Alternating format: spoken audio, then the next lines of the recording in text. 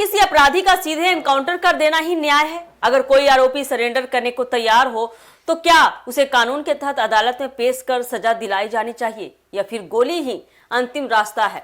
भोजपुर के भरत तिवारी एनकाउंटर को लेकर छिड़ी बहस के बीच पूर्व मुख्यमंत्री नीतीश कुमार का पुराना बयान फिर से सुर्खियों में आ गया है। क्या है पूरा मामला, जानिए हमारे साथ विस्तार से। नमस्कार, एक न्यूज़ 24 देख रहे हैं आप और मैं हूं आपके साथ ब्यूटी।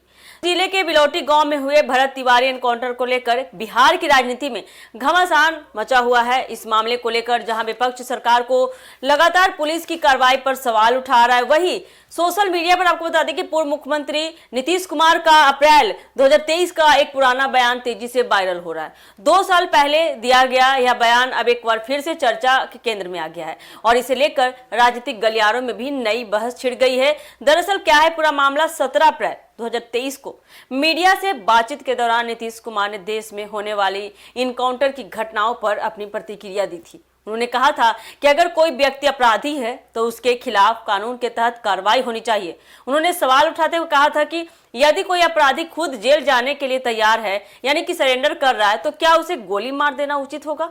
उन्होंने साफ कहा था कि पुलिस को कानून और निर्धारित प्रक्रिया का पालन करना चाहिए, क्योंकि देश में संविधान, न्यायपालिका और अदालतें मौजूद हैं तथा सजा तय करने का अधिकार भी अदालतों का ही है। नीतीश कुमार ने उस समय यह भी कहा था कि कानून से ऊपर कोई नहीं है और किसी भी मामले में न्यायिक प्रक्रिया का पालन किया जाना चाहिए। उनका मानना था कि अपराधियों के खिलाफ सख्त कार्रवाई जरूरी है, लेकिन यह कार्रवाई संवैधानिक दायरे में रहकर ही होनी चाहिए।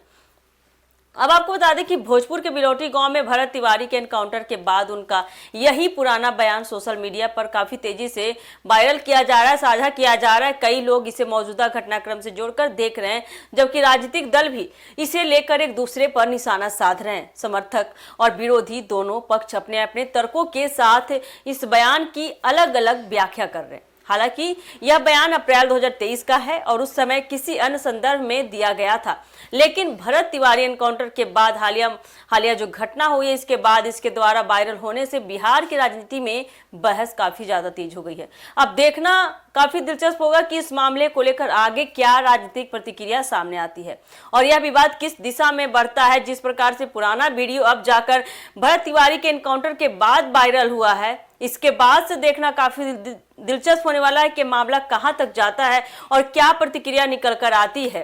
तो देखिए, अब आगे अपडेट में आपको बताते रहेंगे इसी तरह से अपने चैनल के माध्यम से। फिलहाल के लिए इस खबर में इतना ही। ऐसे ही खबर के लिए जुड़े हमारे एक न्यूज़ 24 के साथ। दीजिएगा।